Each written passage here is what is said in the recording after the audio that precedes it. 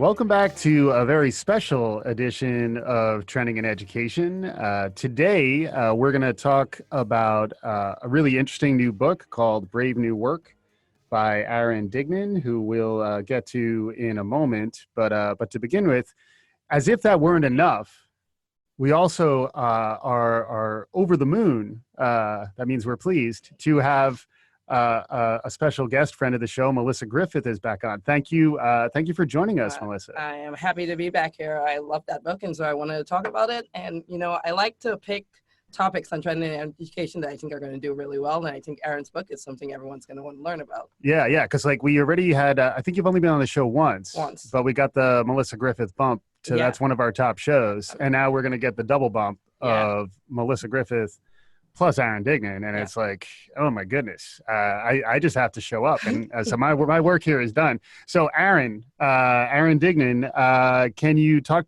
First off, welcome. Thank you for joining. Well, thank you for having me. Excellent. It's great that you're here. Can you let our listeners know who you are and what kind of brought you to our conversation here? Sure. So I'm Aaron Dignan. I'm the founder of a company called The Ready and the author of a new book called Brave New Work. And I spend most of my days trying to get rid of bureaucracy and replace it with more adaptive and human ways of working and doing and collaborating.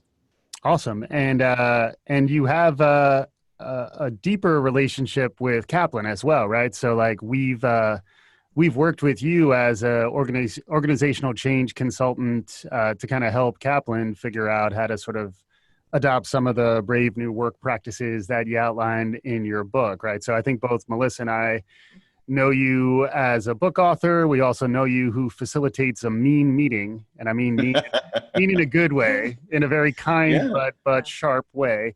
This is the first podcast I've done with someone that we've actually worked together, collaborated. So yeah. All the goods, where all the bodies are buried. I'm still trying to move towards self-governance all through my organization. That's one of the things that Aaron talked about a lot with us when he came here. Yeah, for sure. I mean, it's really interesting, honestly, to read the book and then see the through lines from your experiences with us when you were kind of trying to help us affect change, and then how you then sort of, my understanding at least, is you collected a lot of those experiences and then synthesized them into something that should work for just about anybody, right? So can you talk a little bit about who the book is designed for? Yeah, I mean, I thought a lot about this, obviously, because on the one hand, you almost want to write a book for the people that hold power, the founders and the leaders and the owners and the board members that really shape the way work gets done. But on the other hand, there aren't that many of them, and that may not be the biggest lever for change. So I sort of wrote it with a few people in mind. The first was just anybody that it has the opportunity to manage or lead a team. If you have a team, whether it's a philanthropic team or inside a school system, like we'll talk about today, or inside a corporation or a nonprofit or even government. I think that was sort of the person that I had in my mind's eye as I was writing. And then, it's kind of scales up and down from there. If you're an individual contributor on a team or you're just starting something new, there's a message in here for you about what to look out for and what you can do now that will help you avoid becoming, the type of culture that maybe you don't want to become. And if you are at the helm of something truly massive, at the end of the day, it's really just a team of teams. And so we can talk about how some of these patterns really scale and some of the stories from scaled systems that we've seen. Yeah.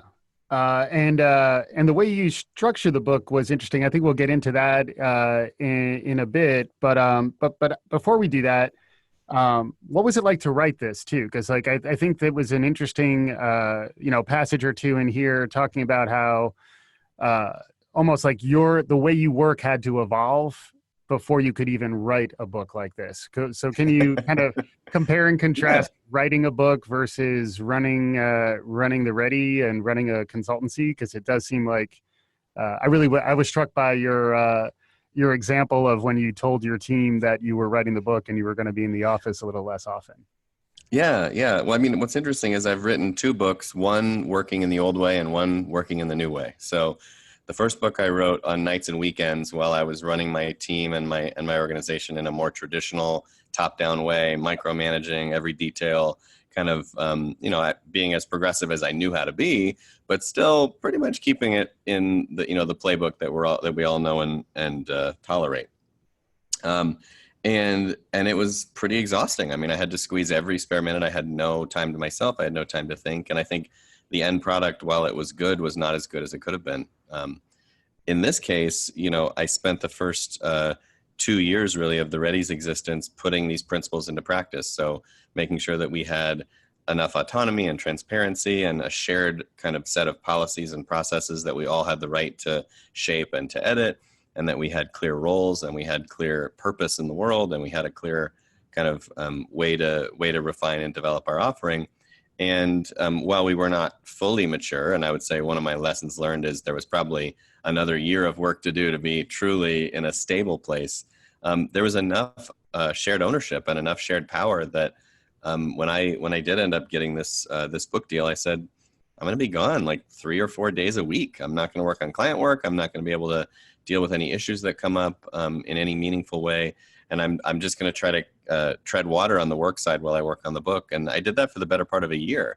And in the midst of that, I think we grew, 30 or 40% and added more members and signed all these incredible clients. And, everything was fine, right? Like I am necessary, but not sufficient. And so the roles I played had to be handed off, and the things I could do from afar, I did from afar. But it was a cool experience to be able to get up every morning, ride my bike to a coffee shop and write for 4 hours and not check my email. And not worry about some, disaster happening back at work, because we have the right systems in place to tolerate that. So that's the way we did it. And after a year, it was a year and change, it was done. And then unfortunately, when you write a book, you have to spend the next year packaging it and promoting it and doing all the things. Appearing on wonderful podcasts and things like that. Exactly. Yeah, for sure. These stunning podcasts that everyone should subscribe to and review. And so, it was definitely a different experience for me than the last time. And I think it shows in the work. Yeah. So that, your story there and the story you tell in the book there is a testament to like that this works when it's put into practice. But like as a skeptic, sometimes I would ask the question, I think you built a great organization of people, right? And so and you've got the right people together. How much of your team's ability to like work without you is because you had the right people in place from the start versus the fact that you guys have been practicing these patterns for so long? Yeah. No, I think it's a great question. And in some ways it's hard to tease apart, right? Because one of the things that we know from the research is what appear to be great people, there's a high correlation with them and systems that work this way. So it's real easy to walk into a Costco instead of a Sam's Club and say, wow, look at all these great people that chose to work at Costco. My take on it, with my understanding of human nature and social science, is that Costco is a great environment that allowed people to become and to show up in a way that they showed up.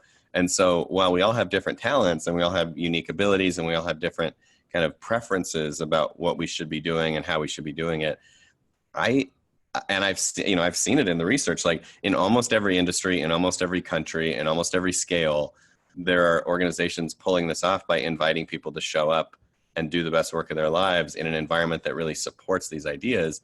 It's not always instantaneous, but if you create an environment where people have autonomy and mastery and purpose and transparency and responsibility, they often show up. And so yeah, I work with some particularly stunning colleagues, and I think I have the unique benefit of working in a category of consulting where we can pay really well and offer attractive roles in attractive places and all that. And I think that really does matter. But, this works in tomato processing. This works in, manufacturing. This works in finance. This works in nonprofit spaces. So I don't think it's unique to our context. Yeah, I guess in your experience, right, have you seen where like sort of the system and when you put this in place, the organism rejects foreign bodies? Have you seen it happen? Or I am curious, right, because you're starting with an organization. If I would start this from scratch somewhere, like I have to believe some people will be skeptics. And are you actually able to bring the skeptics along, or do some of them just reject it outwardly and go work for another computer or something? Yeah, I mean, I sort of lump skepticism and individual change and even mastery and development all in the same bucket, which is anything's possible, and people can and do change under the right circumstances. The question is more about one of investment. So when you're a very small company, you only have room, and sort of you only have the ability to take the risk of needing to convince or develop or grow or change a certain percentage of your people, or else you're going to be overtaxed, right? You'll be suddenly like, oh my gosh, there's me and then 9 people who think this is BS.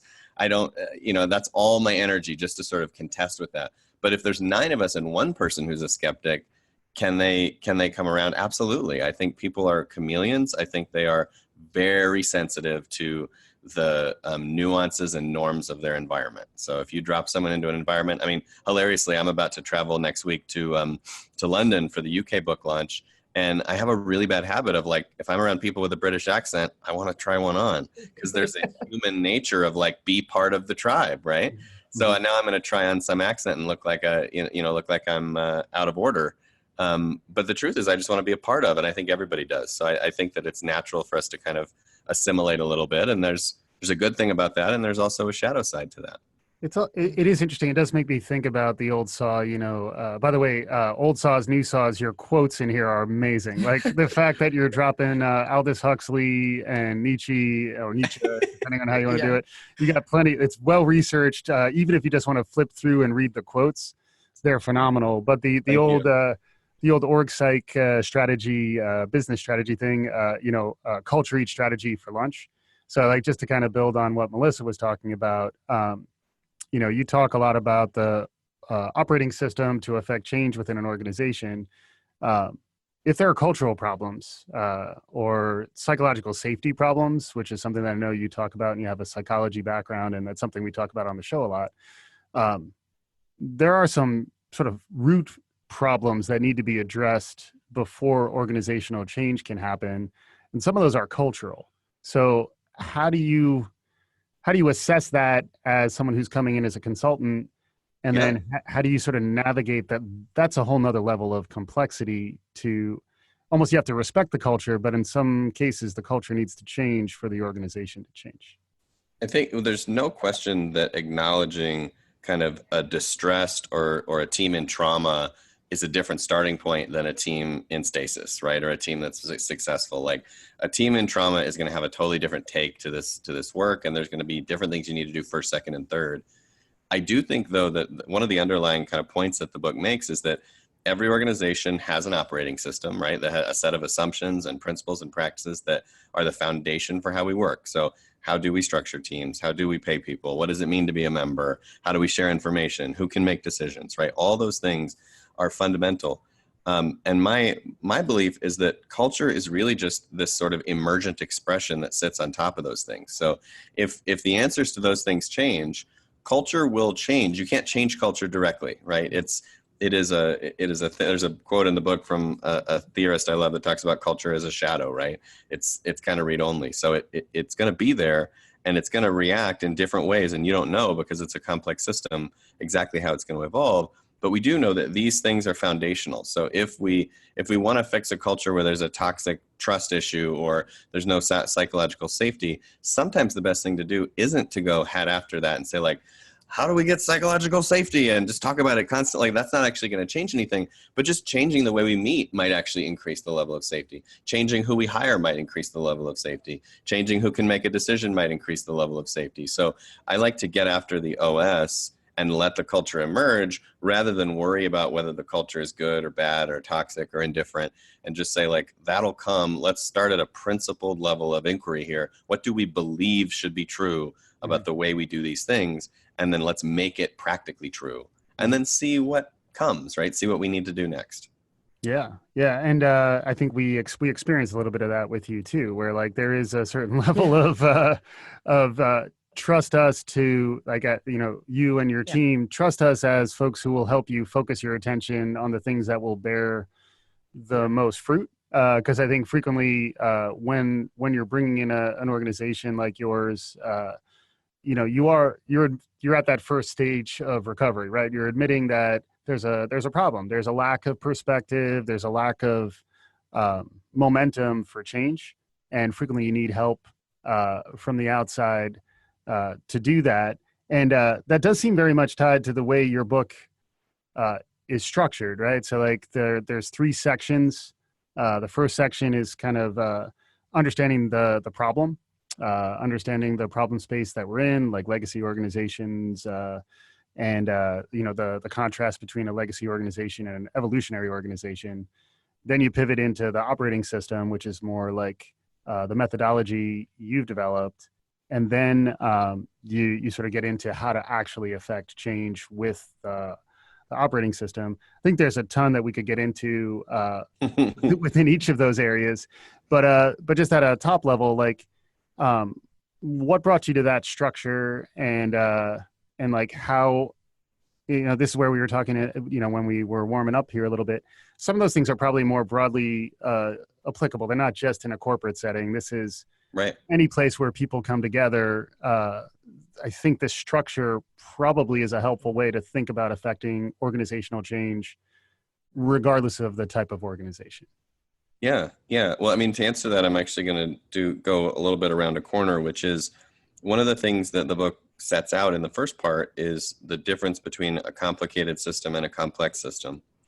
And most people don't spend a lot of time thinking about that and haven't had the chance to sort of delve into systems theory. And so they think they're one and the same, right? It's a complicated situation. It's a complex situation. These are synonyms. We don't have to worry about their meaning. But when you talk to people that really study systems, they have a distinct meaning. A complicated system is something like a watch or an engine that is, built on cause and effect. It's causal. It's somewhat linear. It may have a lot of parts. It may require an expert to understand it. But if you take your car into the mechanic over the weekend, they can tell you when it's going to be ready. It's not going to surprise them. A clown's not going to jump out of your engine and everybody goes, oh, we have no idea how to fix this.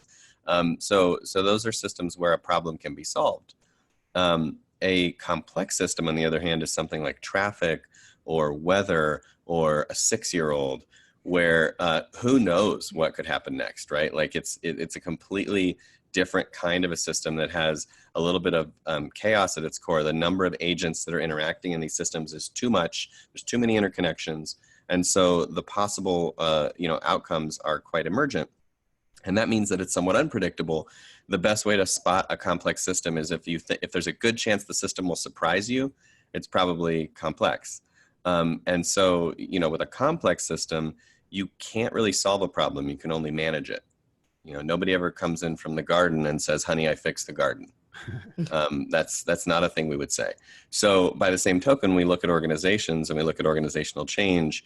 If we mistake the organization as a complicated system, as a watch, then we're going to want to write a book with these steps in this order, and we're going to want to say that we do this and we do that, and we just need to fix this part, or we just need to change this person, and then suddenly it's all going to work perfectly. Mm-hmm. But if we think of it as a complex system, we know that we have to interact with it. We have to poke it and see what happens, and we have to encourage the things we want to see more of and starve the things we want to see less of, and we have to be in dialogue with each other, and it's just a very, very different reality.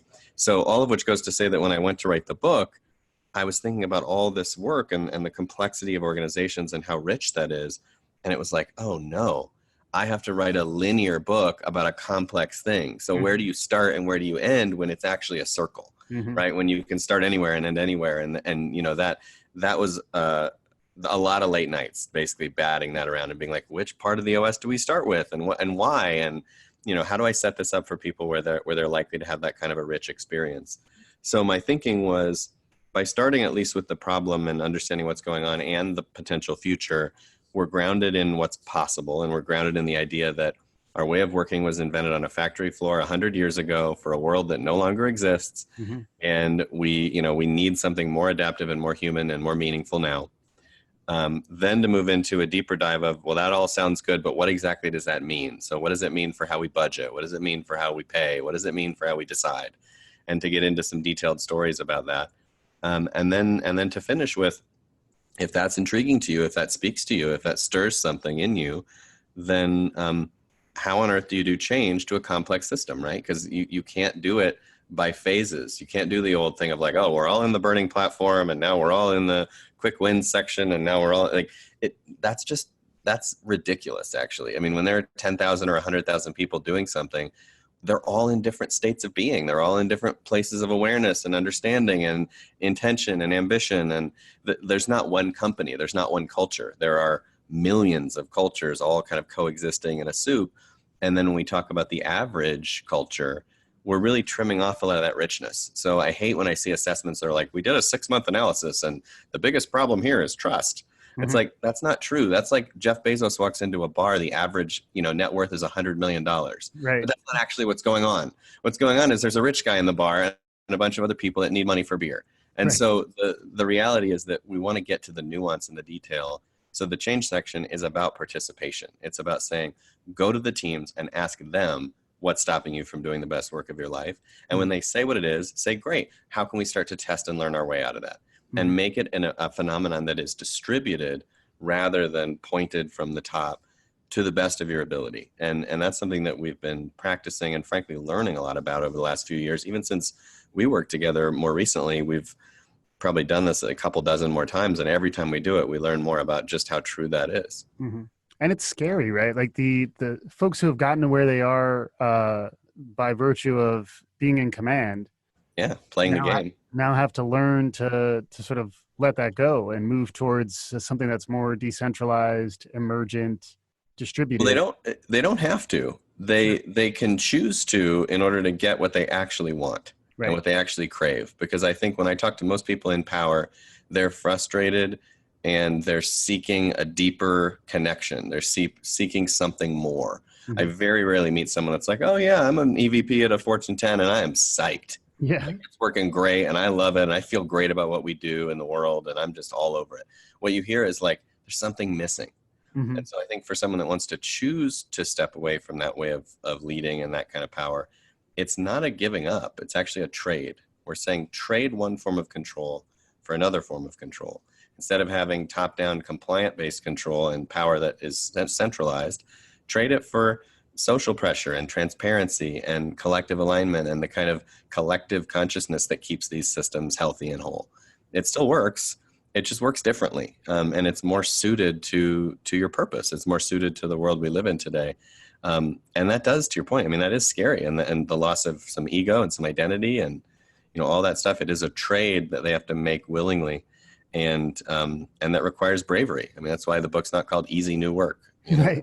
Well, and it's also, I mean, it's growth mindset too, which is something we talk about a lot, where like, when you've established, let's say you're mid-senior on up, like you may be thinking, okay, the growth phase of my life is how I got here, and I'm just going to ride it out. But it's be amazing. Yeah, but now it's. I'm not thinking that. Yeah, well, that's good job by you, and this is being recorded, so now we're all aware of that. But it is actually, like we have to all continue to learn, and then the learning gets harder in some ways. It's more about allowing yourself to be vulnerable. It's more about putting yourself out there in an authentic way. And I thought it was really striking too, just knowing a lot of the companies you've worked with and the fact that you talk about an operating system. There's sort of like a technology theme to sort of a lot of your thinking, but then the book is very much about engaging in the humanity of work and engaging with the humans who really power your organization. Can you talk a little bit about that? Yeah, I mean, it's a great debate that we've had internally because the utility of using some of the language of the machine, like the operating system, is that people understand what it means. It's a foundational layer. I use it much more biologically, honestly. I mean, I think DNA is an OS. I think that physics is an OS. I think that there are underlying rules and constraints to everything in the universe. So when I say it, I mean it much more literally. But it's true. It does have some of those connotations. So we have to set the expectation right off the bat that we're actually talking about living systems, and complex systems, rather, living systems. And so that is a very different take. And the things that we do want to do that might be more mechanized, like maybe we want to hold a meeting that's more structured, or we want to, understand the roles that we hold rather than having one big job title. And so we're breaking things down. Like there are components of this that are about complication, that are about specificity. We just want to continually ask the question of what's serving us, right? So if that serves us collectively, then great. If it just serves the boss, or it just serves, one member of our constituency, then that's not good enough anymore. So I think that there's nothing wrong with specifics and with technicality and even with software and tools and things like that, provided that we're always checking in with what is this doing for us and what is this doing to us. Because otherwise we end up down the road of just sort of, there's a quote in the book from Huxley about technology just sort of, accelerating our path to our own destruction, right? Like if we don't own it, then it will kind of own us. And so that, I think that's one of the main messages of the book, honestly, is take ownership of our way of working. Take it back from just something that we inherited and we stopped thinking about 100 years ago. I did want to get into the Huxley thing, but let's have Melissa's going next. Yeah. I'm not even sure I know what that means, so I'm going to go in my. Sure. One of the things, and that I was taken away from the book is like you talk a lot up front about the organizational structure and how it has not evolved so much. And what I took away, and you can tell me if this was the right takeaway, is how you organize is so far less important than just how you work with each other and how the teams interact and how you play. My question related to that is, one, is that true? And then two, does it not matter what primitive org structure we have in place, or do we have to sort of move the organization into a more like a more evolved structure? Here's what I'll say. The first thing is that structure is a really good crutch for most people to start with when they start to think about doing organizational work, because in their mind, it's, I can go home on the weekend, I can draw a new chart in PowerPoint, I can send the org chart out and say, now everything's fixed and everybody do as they're told in this model, and assume that everything's better. So it's a very easy kind of watchmaker's approach to fixing the problem. So in that way, we often steer people away from structure as the first port of call to say, let's not begin with that. Maybe we'll get there, but let's start with some of the things that are more day-to-day and more hand-to-hand. So how we meet, how we decide, how we share information, some of the tools that we're using, some of the ways that work flows through the system. Those kinds of things are a little bit lower hanging fruit. But what I will say is that almost every case in the book, and there are, I think, close to 70, has moved away from the traditional kind of, functional matrix, hierarchical, siloed system for some very good reasons. I mean, one of the downsides of having these sort of centralized functions and silos is that we start to identify with a part of the organization that doesn't create value by itself. So if lawyers sit with lawyers and designers with designers and, coders with coders, we're all affiliated with an identity that is not actually the way we create value. The way we create value is when those forces come together. We make software when we have a designer and a developer and a customer person and a salesperson. And so that's actually how we make what we come together to make. And so we don't necessarily get a lot of value out of, even though there's a sort of on paper efficiency of saying, oh yeah, we put all the lawyers together and now we only have 50 lawyers instead of 60 lawyers and look how efficient we are. Yes, but you've now also created a new bottleneck of work coming in and out of a single organization. You've created a single leadership structure inside that silo that's now containing and controlling information and trying to preserve and protect itself and scale itself and trying to have more lawyers so that we're more powerful. Right. There's all these phenomenon that unfold instead of just saying, like, what if we organized as cells, as teams of teams around the work, around the things we're trying to create, and worked as cross-functional teams with quite focused purpose. So that does tend to happen, and it does tend to be true of these evolutionary organizations, is that they shy away from that traditional structure. I think you can do an awful lot of work before you have to go there, but if you start down this path, there's a good chance you'll end up investigating that structure as well. And I was struck by that part. Spoke to me. Also, I like the acronym SLAM, the cross-functional Slam to me, because it's SLAM sounds like you're going to get something done. And you're going to break some things and move fast, which is probably okay. But I liked the tie to diversity as well, where like a lot of the diversity on every dimension, but like if you only have one perspective in the room, whether it's all the engineers, all the lawyers, all the executives, all the leaders, quote unquote leaders, there's not much that's additive to the 10th or 11th or 12th lawyer when you already got that perspective 9 times, so, right. And a lot of the research is bearing this out. By the way, I haven't got a chance to give you a little bit of good-natured ribbing around, is there any luminary in organizational design or psychology who didn't write you a recommendation? I, Yes. I think your request for me to write your recommendation, I think it might have gotten caught in my spam blocker. So like, Right, right. maybe for the next edition. For the paperback. Exactly. But my God, I mean, like, they're all there. Like, it's like you have a strong dust jacket game. So I just wanted to give you a little bit of props on that.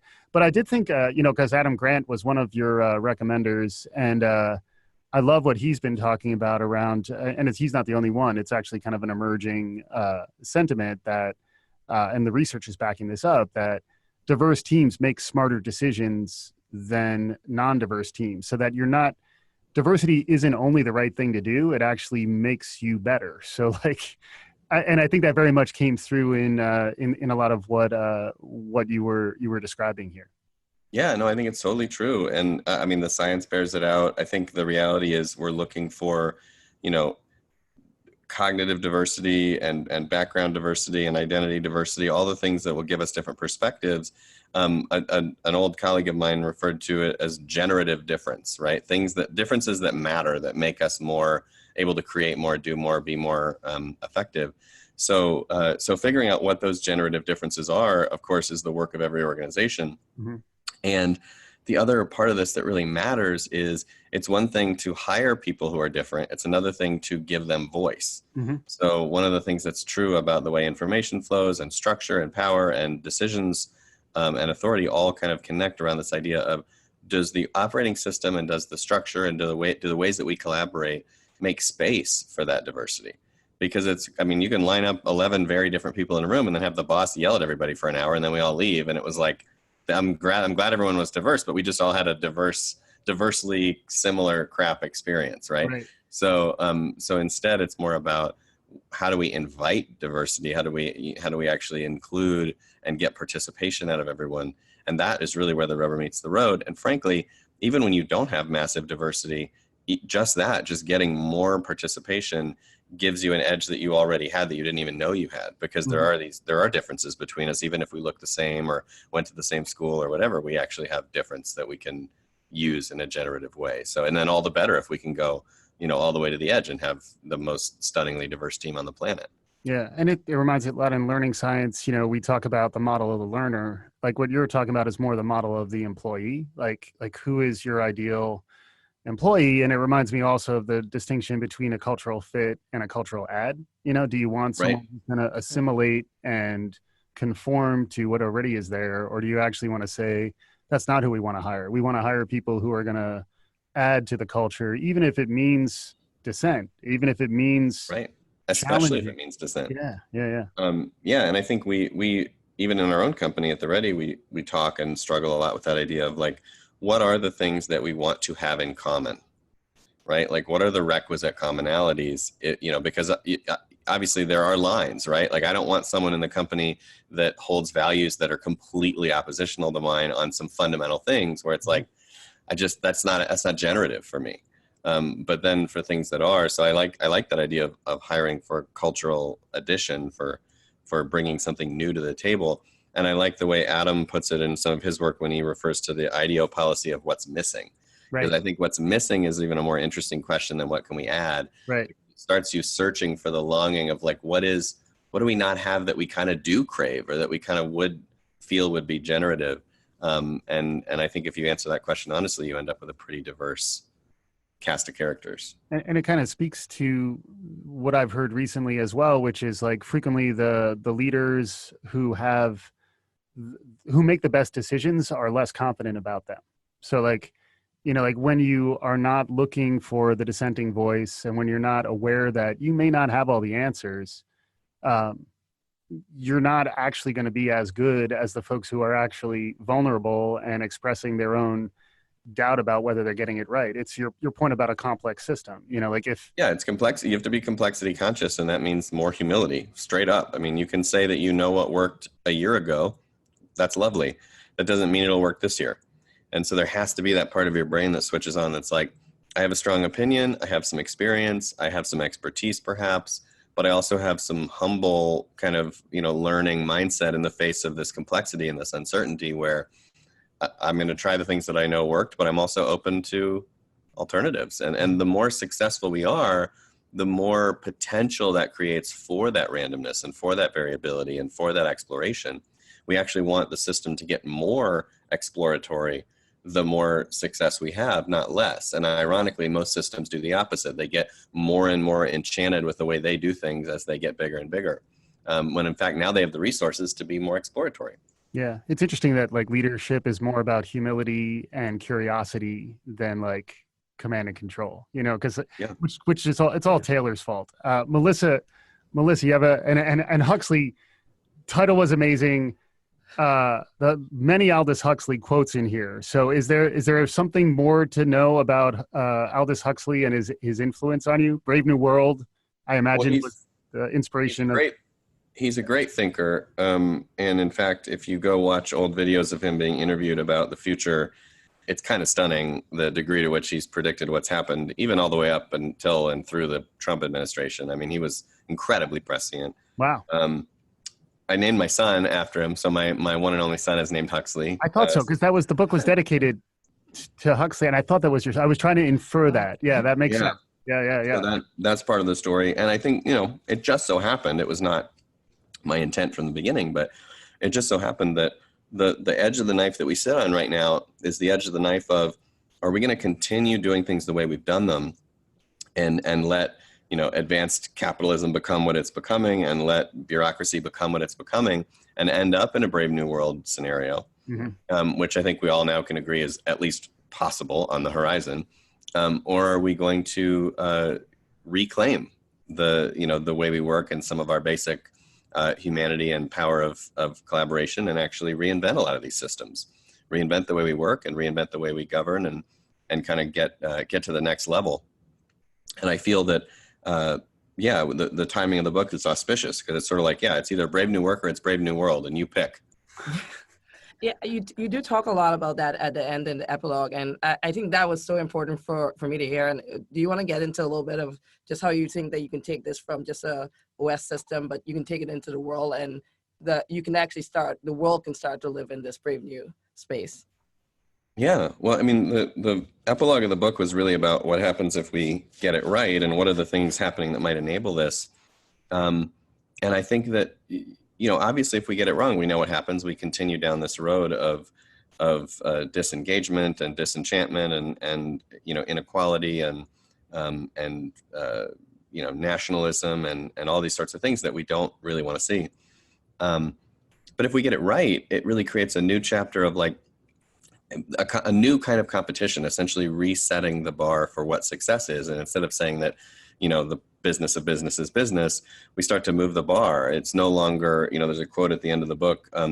It's no longer about who's the best in the world. It's who's the best for the world. Yeah. And right now, somehow that's got this patina of like, a very hippie sentiment, but I don't understand why. Like, why not fight to see who can be the best for the world? Why isn't that the pinnacle of success? And so creating the conditions for that is important. And one of the things that we cover in the end of the book is the fact that, when you raise money from sources that want 1,000x return, when you go public in markets that, trade stocks every 5 days or every 5 seconds, that 70% of it's algorithmic, that everybody wants never ending growth forever, right? When we live in a world where a company that is worth $1 trillion is fundamentally required to grow, right? Something's broken, right? And so we need to rethink that. So the book talks about new forms of corporation, like public benefit corporations and certified B Corps, and older forms of it, like, cooperatives that have at their core an identity of, yes, we want to be successful and profitable, but we also want to have an impact that matters. And we're seeing more and more companies, fit that bill, whether it's a Warby Parker or whether it's a Tom's Shoes or a Patagonia or a Whole Foods or fill in the blank.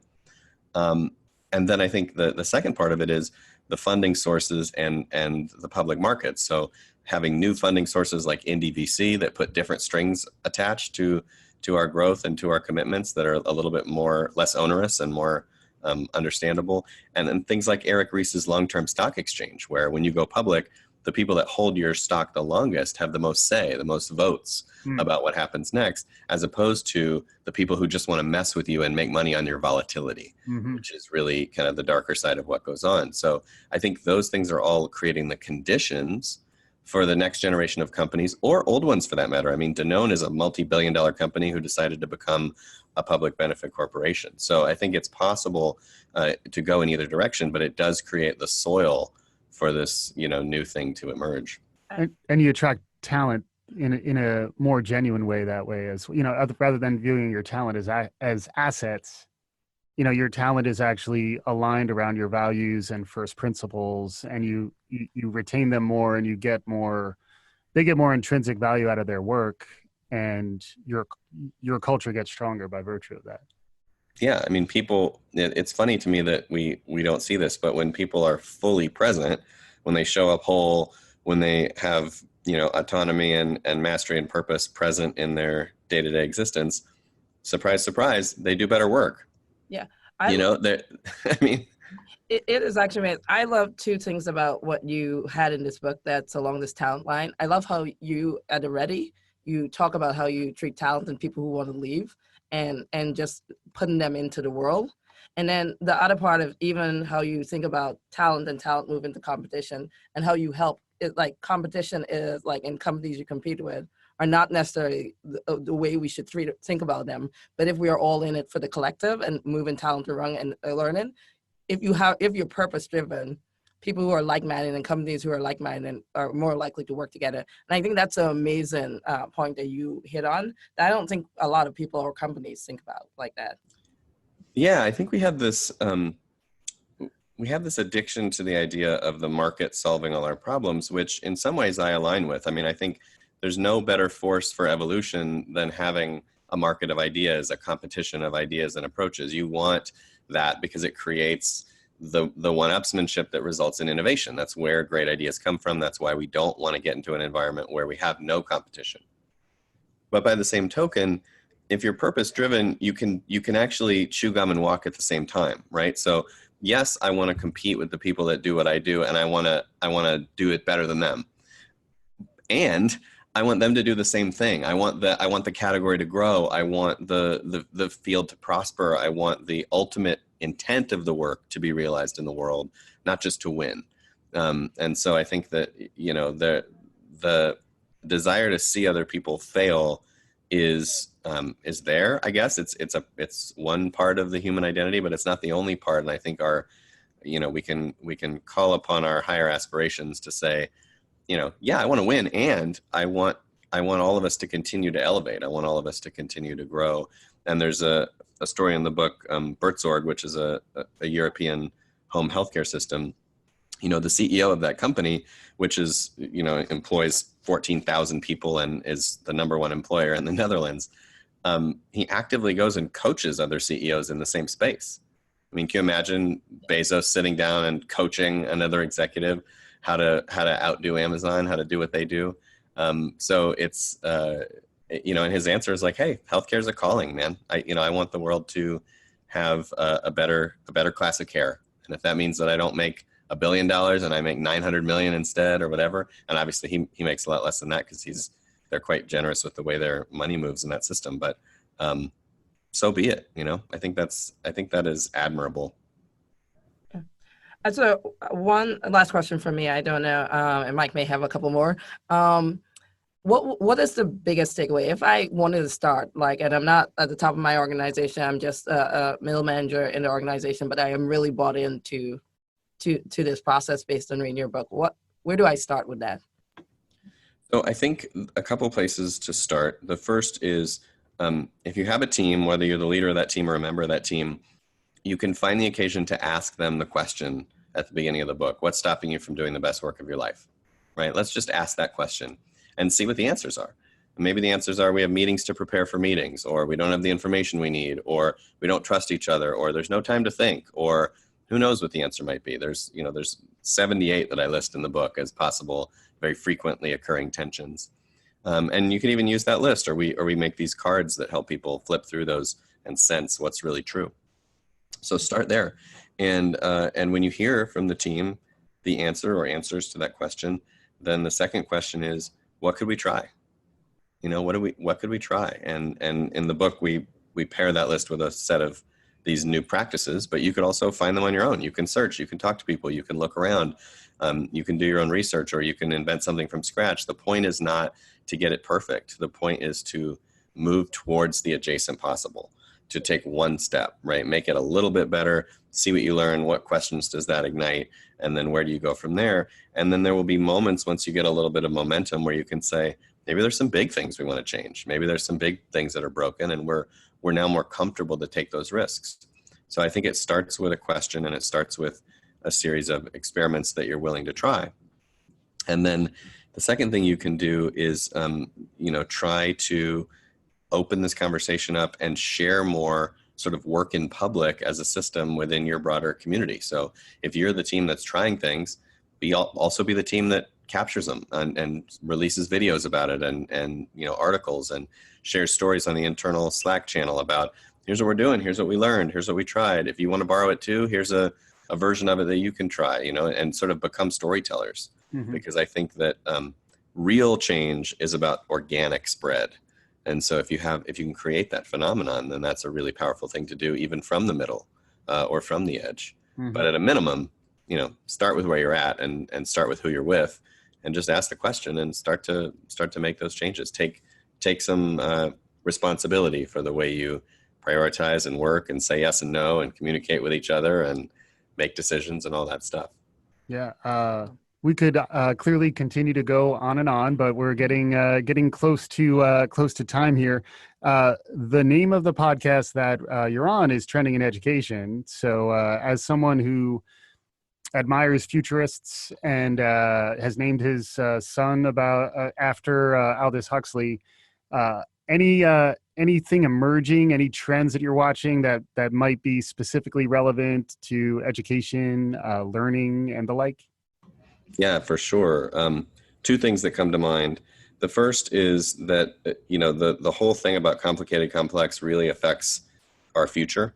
And so if you're an educator, if you're a student, if you're someone that's, shaping the life of a student, you have to be really conscious of the fact that things that conform to a checklist will not be done by people in 10 or 20 years.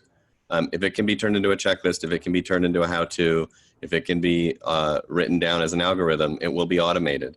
And so our job is instead to focus on the activities that are emergent and creative and uncertain and require judgment and passion and different people's ideas colliding. And so that means really getting kids together or adults together for that matter to solve problems and to create things, and a lot less of like, what's the capital of Nebraska? If mm-hmm. it's worth memorizing, it's worth looking up. Mm-hmm. So I think that's the first thing. And then the second thing is, there's actually a lot going on in this space. I mean, there are schools in other parts of the world where these ideas and principles of self-management and self-organization and participation and a more kind of empowered approach are really working. I mean, the Evangelical School Berlin Center, or ESBC in Europe, brings all this stuff to life. And Lumiar schools that were originally started down in Brazil by Ricardo Semler, both have curriculums designed and shaped mostly by the students,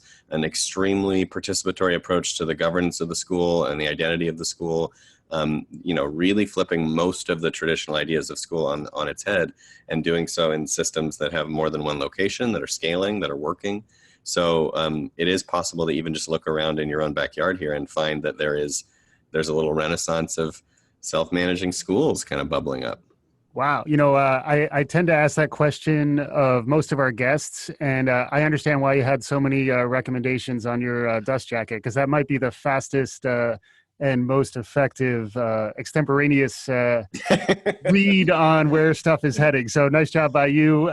Thanks so much, Aaron Dignan, author of Brave New Work, which is available wherever you can buy books or audiobooks, right? Yeah, pretty much everywhere. Awesome. Thanks so much for joining us, Aaron. Thanks, Aaron. Thank you. And thanks, Melissa. Hopefully this won't be your last engagement. We'll start a punch card system. You have 2 punches now, and hopefully we'll continue to have you on the show more. What do I get when I get to 10? Our undying gratitude. Awesome. So thanks to our listeners. We'll be back again soon. And again, thanks to our guests for our time.